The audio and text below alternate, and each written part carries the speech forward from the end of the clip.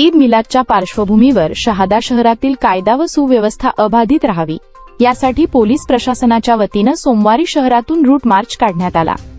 संवेदनशील भागांसह प्रमुख मार्गांवर पोलिसांनी संचलन करत नागरिकांना शांतता आणि सुरक्षिततेचा संदेश दिला।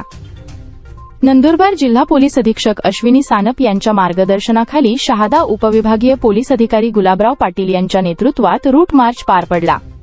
पोलीस निरीक्षक हेमंत कुमार पाटील, पोलीस निरीक्षक संदीप वाघ, पोलीस निरीक्षक प्रवीण सोनवणे आणि पोलीस निरीक्षक गणेश सूर्यवंशी यांच्यासह अधिकारी व कर्मचारी सहभागी झाले।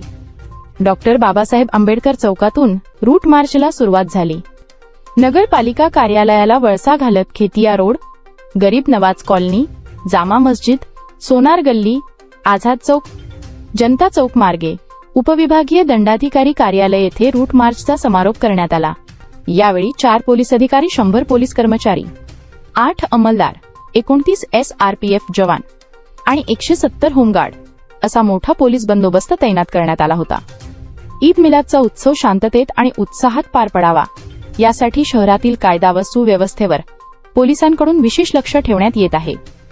रूट मार्चमुळे शहरातील नागरिकांमध्ये सुरक्षिततेची भावना निर्माण झाली असून सणाच्या पार्श्वभूमीवर कोणताही अनुचित प्रकार घडू नये यासाठी पोलीस प्रशासनाकडून विशेष खबरदारी घेतली जात आहे।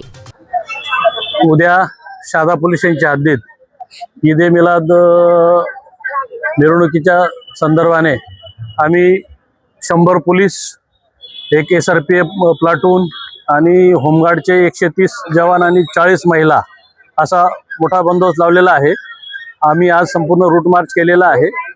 सकाळी रूटची पाहणी केलेली आहे। कुठेही कोणी आणि सगळ्या रूट मिरवणुकीच्या मार्गावर सगळ्या ठिकाणी CCTV कॅमेरे इन्स्टॉल केलेले आहेत। त्याच्यामुळे सकाळी वेळेत मिरवणूक चालू होऊन दुपारी 1 वाजेपर्यंत मिरवणूक शांततेत संपेल, त्याच्यासाठी योग्य तो बंदोबस्त लावलेला आहे। ही बातमी NDT न्यूजचे मुख्य संपादक प्राध्यापक शोएब शाह यांनी लिहिली आहे। NDT न्यूजसाठी राजू मंसुरी, शहादा।